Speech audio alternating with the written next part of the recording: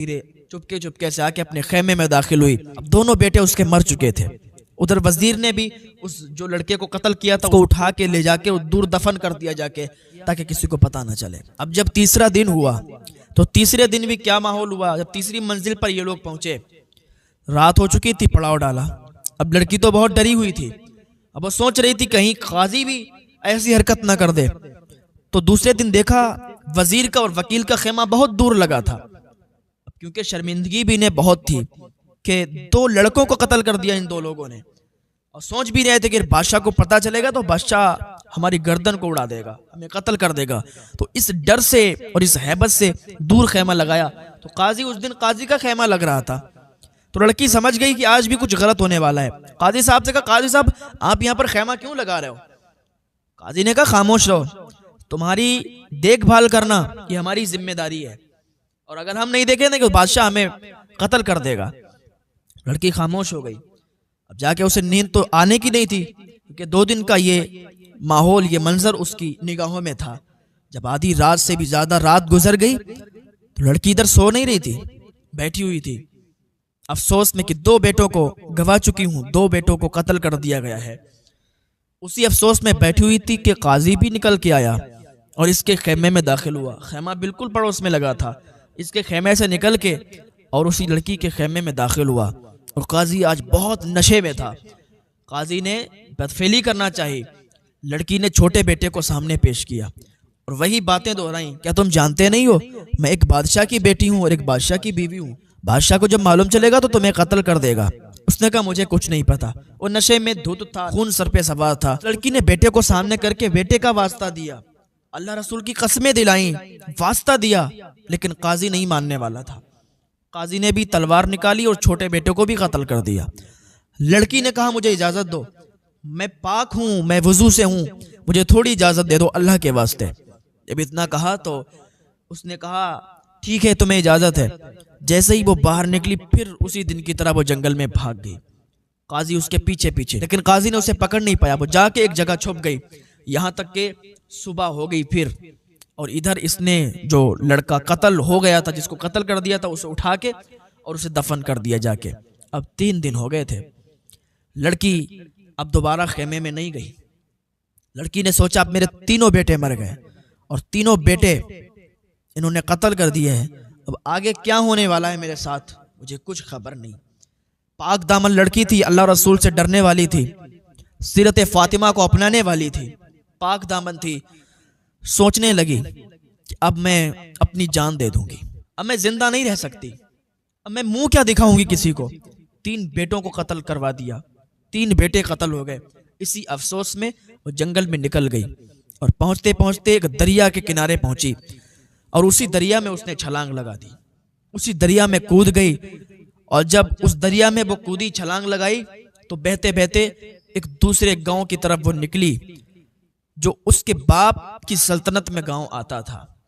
उस बादशाह की सल्तनत में गांव आता था कि जो बेटियों को पसंद नहीं करता था, जिसकी ये बेटी थी और ये बहुत दुख की मारी थी, बहुत सताई हुई थी। तो वहां 6 भाई थे जो कि फकीर थे, गरीब थे, भीख मांगने वाले थे। वो मछलियां पकड़ने आए थे। उन्होंने जाल डाला हुआ था, जाल में ये लड़की फंस गई। लड़की फंस गई तो वो लोग जल्दी से इस लड़की को निकाला। अब चूंकि खूबसूरत तो इतनी थी कि उस शहर में उसके जैसा खूबसूरत कोई नहीं था। अब 6 भाई थे, उन्हें तो नहीं पता ना ये किसकी बेटी है, कहाँ से आई है। खूबसूरत बहुत थी। 6 में से कहने लगा कि इससे मैं निकाह करूंगा, दूसरा कहने लगा इससे मैं शादी करूंगा, तीसरा कहने लगा मैं करूंगा। इसी तरीके 6 भाई आपस में लड़ने लगे। तो जो बड़ा था उसने कहा, सुनो अब अपने वालिद साहब के पास ले चलते हैं, हमारे अब्बा जो फैसला करेंगे उसको हम लोग तस्लीम करेंगे। तो 6 भाई उस लड़की को लेके अपने वालिद साहब के पास आए थे। वो बहुत अक्लमंद आदमी था। 6 भाइयों को बिठाया। 6 भाइयों ने बताया कि एक लड़की हम लोगों को मिली, उसकी हमने जान बचाई, तो हम चाहते हैं कि हम निकाह कर लें। दूसरा चाहता है कि वो निकाह कर ले। आप हुक्म फरमाएं, आप फैसला करें कि हम लोग क्या करें। तो उनके वालिद साहब ने कहा, सुनो ये लड़की अकेली है, तुम 6 लोग हो, तो बहुत ही बेहतर रहेगा कि तुम इस लड़की को अपनी बहन तस्लीम कर लो। तुम लोग इसकी अच्छी से देखभाल करो, अच्छी से परवरिश करो, इसको अपनी बहन तस्लीम कर लो। तो लड़कों ने यह फैसला सुन के कहा, ठीक है अब्बा हुजूर, जैसा आप हुक्म फरमाएं। यह भी एक बेहतर बात है कि हम इसको अपनी बहन मान लेते हैं। 6 भाई थे, फकीर थे, अपनी बहन उन्होंने तस्लीम कर लिया, और जैसे बहन की खिदमत करते हैं, जैसे बहन से बोलते हैं, उसी तरीके से वो उसके साथ वो लोग रहने लगे और उसकी बहुत इज्जत करते, उसकी बहुत देखभाल करते। तो एक दिन उसने कहा लड़की ने कि सुनो, इस मुल्क का जो बादशाह है उसको कहानी सुनने का बड़ा शौक है, उसको किस्से दास्तान सुनने का बड़ा शौक है। आप लोग जाओ और उनसे कहो जाके कि मेरी एक बहन है, वो किस्से कहानी बहुत अच्छा सुनाती है, वो दास्तान बहुत अच्छी सुनाती है, उसको आप मजदूरी पे रख लीजिए, वो आपको कहानियां सुनाया करेगी, आप उसके बदले में मजदूरी दे दिया करना।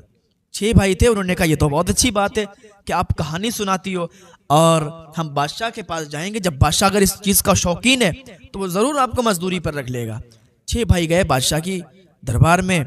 उन्होंने जब इतनी बात कही, अपनी बहन की कही हुई, तो बादशाह ने कहा ठीक है, आप अपनी बहन को लाया करना, वो हमें कहानी सुनाएगी, अगर हमें अच्छी लगी तो हम उसके एवज आपको मजदूरी दिया करें। बात तय हो गई कि ठीक है। 6 भाई आए, बड़ा खुश थे। कहा बहन, बादशाह ने मंजूरी दे दी है, अब तू चलना और कहानी सुनाना, और जो बादशाह पैसे देगा वो हम लोगों के लिए बहुत ही बेहतर चीज होगी, हमारा जरिया होगा पैसों का। हम लोग गरीब हैं, फकीर हैं, मांगते हैं, भीख मांगते हैं, अपना गुजारा करते हैं। बादशाह की तरफ से अगर कुछ मिल जाएगा तो फिर हमारी भी जिंदगी आराम से गुजरेगी। तो उसने कहा ठीक है। एक दिन दरबार में वही लड़की गई, नकाब में गई, पर्दे के पीछे से कहानी सुनाने लगी। बादशाह बहुत ही खुश हुआ, तो बादशाह ने बहुत ज्यादा रकम दी और 6 भाइयों ने आपस में बांट ली। दूसरा दिन हुआ, फिर वो लड़की गई, फिर उसने कहानी सुनाई तो बादशाह बहुत खुश हुआ। अब वो रोज इसी तरीके से जाने लगी। तो एक दिन गई तो इसने क्या देखा कि वहां उसका शौहर भी मौजूद है, वो काजी, वो वकील और वो वजीर भी बैठा हुआ है, और काफिले वाले भी वही हैं। इसने समझ लिया कि ये काफिला आ गया है। उसका शौहर जो बादशाह था दूसरे मुल्क का, वो भी वहीं बैठा हुआ था। तो इस लड़की ने कहा बादशाह सलामत, मैं आपसे एक बात कहने वाली हूँ। बादशाह ने कहा बताओ क्या कहने वाली हो। कहा बादशाह, मैं ये कहना चाहती हूँ कि आज मेरी कहानी बहुत ही अलग है, और आज मैं जो कहानी सुनाने वाली हूँ उसके दौरान कोई उठना नहीं चाहिए बीच से। अगर कोई बीच से उठ गया मैं कहानी नहीं सुनाऊंगी। बादशाह भी बहुत शौकीन था कहानी सुनने का, तो वो भी बीच में कोई डिस्टर्ब चाहता नहीं था। उसने हुक्म दे दिया कि कोई भी बीच से नहीं उठ सकता, जो भी बीच से उठेगा तो फिर मेरा कहर जानते हो। सबने कह दिया कि कोई भी बीच से नहीं उठेगा, और इस लड़की की हकीकत अभी कोई भी नहीं जानता था। लड़की पर्दे के पीछे थी और वो सुनाने लगी अपनी कहानी। जब उसने शुरुआत की तो लोग बिल्कुल शांत हो गए। उसने कहा एक मुल्क का बादशाह था जो कि बहुत अदल और इंसाफ वाला बादशाह था, लेकिन वो ये नहीं चाहता था कि उसके घर में कोई बेटी पैदा हो। अपनी ही कहानी ये बताने लगी और बादशाह बहुत ही गौर से सुनने लगा। सारे लोग गौर से सुनने लगे। कहा वो बादशाह अदल और इंसाफ वाला बादशाह था, वो नहीं चाहता था कि उसके यहाँ बेटी पैदा हो, लेकिन अल्लाह का करना ऐसा हुआ कि उसके यहाँ एक बेटी पैदा हो गई। जब बेटी पैदा हुई तो बादशाह बाहर था, किसी काम से गया हुआ था। उसकी माँ ने उसे एक दाई अम्मा के हवाले कर दिया। दाई अम्मा ने पाल के उसे बड़ा किया। एक दिन बादशाह जंगल की तरफ निकला हुआ था, बादशाह की नजर उस पर पड़ गई। जब बादशाह की नजर पड़ी उसका दिल आ गया। उसने निकाह करने के लिए पैगाम भेज दिया। बूढ़ी अम्मा ने बताया कि ये तो तेरी ही बेटी है। जब उसको पता चला ये मेरी बेटी है, मैं ऐसा गुनाह करने जा रहा था, अपनी बेटी के साथ निकाह करने जा रहा था, तो उसे बहुत शर्मिंदगी हुई और उसने हुक्म दे दिया कि इस लड़की को कत्ल कर दिया जाए, क्योंकि वो नहीं चाहता था कि उसकी बेटी उस महल में जिंदा रहे। अपने ही बेटे को हुक्म दिया। बादशाह ने जब इतना सुना तो बादशाह एकदम उसके कान खड़े हो गए कि ये तो मेरी ही कहानी सुना रही है। बादशाह ने कहा ठीक है और सुनाओ, फिर क्या हुआ। तो वो लड़की कहने लगी फिर ये हुआ कि बादशाह ने हुक्म दे दिया अपने बेटे को, और उसका बेटा उस लड़की को जंगल में लेके गया। भाई बहन का प्यार भी अलग होता है। कहा जब जंगल में लड़का अपनी बहन को लेके गया तो बहन ने कहा भाई मुझे कत्ल कर दे। भाई ने कहा नहीं बहन, मैं तुझे कैसे कत्ल कर सकता हूं। भाई बहन का प्यार उमड़ा। उसने बहन को वहां से भगा दिया और खुद एक हिरन को कत्ल किया, उसकी आंखें और खून निकाल के बादशाह को पेश कर दिया। बादशाह ने सोचा कि उसकी बेटी मर गई, लेकिन वो जंगल में भटक चुकी थी। तो क्या देखा कि किसी दूसरे मुल्क का बादशाह आया। उसने उस लड़की को देखा और उसको देख करके निकाह का पैगाम दे दिया। जब इसके शोहर ने यह बात सुनी तो इसके भी कान खड़े हो गए, रोंगटे खड़े होने लगे कि तो मेरी ही दास्तान सुना रही है। तो उसने अशरफियां निकाली, उसकी तरफ फेंकी और 6 भाइयों ने उठा ली। और सुनाओ आगे की कहानी क्या है। इधर बादशाह भी बहुत अजीब हालत में था। उसने भी अशरफियां उठाई और उस लड़की की तरफ फेंकी। उन 6 भाइयों ने उठा ली। कहा और बताओ और क्या था। कहा फिर उस बादशाह ने उससे निकाह कर लिया। जब बादशाह ने उस लड़की से निकाह किया तो कुछ दिनों के बाद उसका एक बेटा पैदा हुआ। बादशाह सुन रहा था, उसका खून बिल्कुल गर्म था, उसके रोंगटे खड़े हुए थे। ये तो हमारी ही दास्तान है। कहा फिर एक बेटा हुआ, फिर कुछ सालों के बाद दूसरा बेटा हुआ, फिर तीसरा बेटा हुआ, यहाँ तक कि वो बहुत खुश था अपनी बीवी से। फिर एक दिन अपनी बीवी से कहने लगा कि मेरी शरीक हयात अपने बारे में बताओ। तो उसने मना कर दिया। फिर उसने जबरदस्ती पूछा कि नहीं बताओ, तुम कौन हो, कहाँ से आई हो, कैसा क्या तुम्हारे साथ हुआ है।